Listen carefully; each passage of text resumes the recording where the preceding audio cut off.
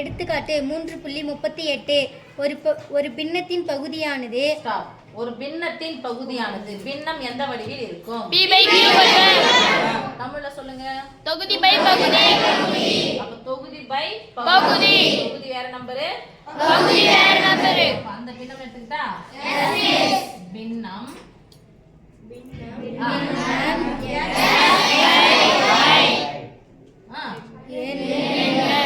எண்ணிலையா நம்ம எடுத்துக்கிறோம். அது இப்போ பின்னம் ஆனதுன்னு கொடுத்துட்டாங்க. அப்பனா எழுதணும்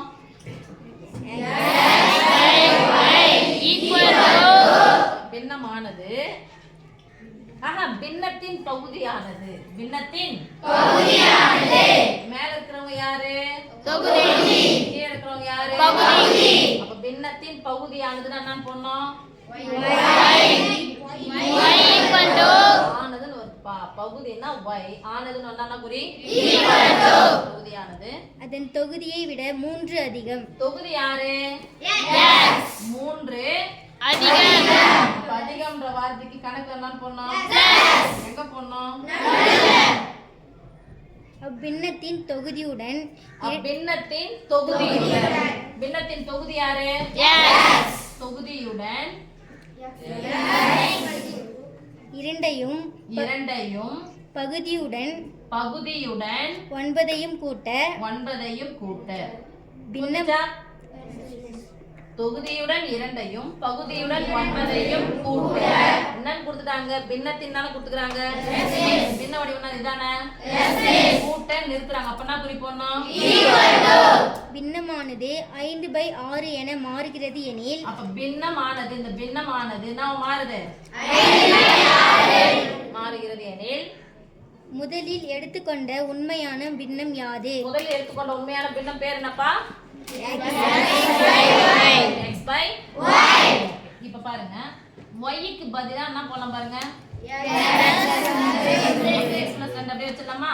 x plus 2 by y க்கு பதிலா என்ன இருக்கு?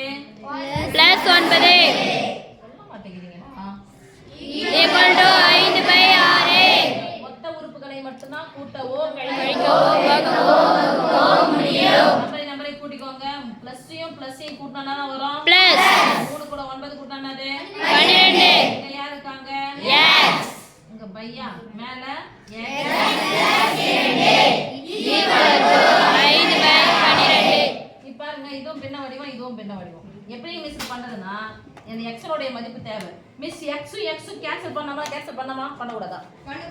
ஏன் பண்ணக்கூடாது?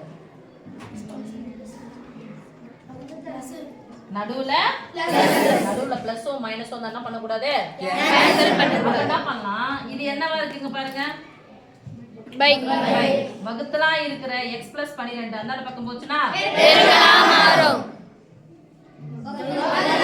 இருக்கிற 6 எத்தனை உறுப்புகள் இருக்குன்னு பாருங்க. 2 உறுப்பு. இங்க எத்தனை உறுப்புகள் இருக்கு? 2 உறுப்பு. அப்ப இந்த 5 12க்கும் சொந்தம். அப்ப இதுவும் போய் பெருக்கணும், இதுவும் போய் பெருக்கணும். 6 எடுத்து இங்கேயும் பெருக்கணும், இங்கேயும் பெருக்கணும். அண்டர்ஸ்டாண்ட்? எஸ். ஃபர்ஸ்ட் இங்க பெருக்கலாம். 6 into x 6 into 2 வாய்ப்பாடு சொல்லி சொல்லுங்க. 1 6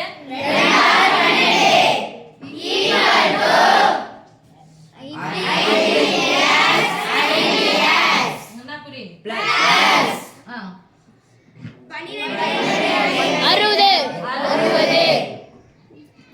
இங்கே x இருக்கு, இங்கே x இருக்கு. அப்ப x ல என்ன பண்ணோம்? ஒரு பக்கம் எடுத்துட்டு வரணும். இங்க முன்னாடி குறியிலனா என்னன்னு அர்த்தம்? பின்னாடி பார்க்கணும், முன்னாடி பார்க்கணும். பின்னாடி நம்பர் பிளஸ் இருக்கு. சரியா? அதனால மிஸ் x க்கு பெருக்கல் தான், இந்த பெருக்கல் இந்த பக்கம் வந்தா வகுத்தல் வந்து சொல்லக்கூடாது.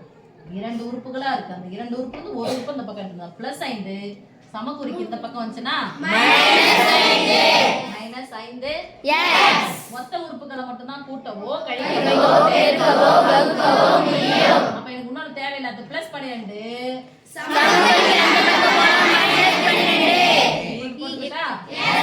ஒரு மைனஸ் வந்தா 6x ல இருந்து 5x நீங்குச்சுனா முன்னாடி 1 போலாம் அர்த்தம்.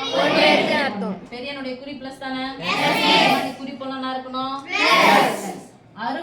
12 60ல இருந்து 10 ரூபாய் போனா 50 ரூபாய். 50 ரூபாய். அந்த 2 ரூபாய் போச்சுன்னா 48. இதனுடைய குறி பிளஸ் x ஈக்குவல் எவ்வளவுப்பா?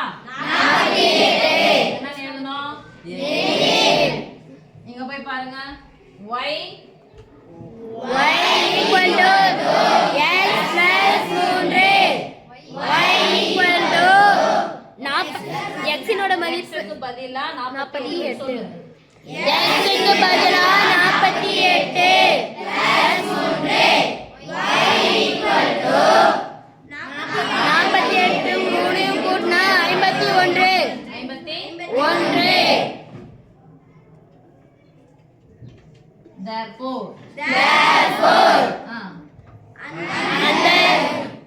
அந்த பின்னம் அந்த பின்னம் தானே கேலியே மறந்து விட்டீங்களா? அந்த பின்னம் x by y தானே? அந்த பின்னம் x y equal to 48 by 51. இத சுருக்கலாமா வேணாமான்னு சொல்லுங்க. சுருக்கலாம். சுருக்கலாம். எத்தனை வாய்ப்பாடு சுருக்கலாம்? மூணாம் வாய்ப்பாடு. 3 வாய்ப்பாடு சொல்லலாமா? சொல்லுங்க. ஒரு மூணு 3 மீதி 1 6 மூணு 18. ஒரு மூணு மீதி 2 7 மூணு 21. 16 by 17. மேற்கொண்டு இதை சுருக்க முடியாது. பகாயே 16க்கு 17க்கு சம்பந்தம் இல்ல. அப்ப அந்த பின்ன ஏன் 48 by 51 அல்லது 16 by 17.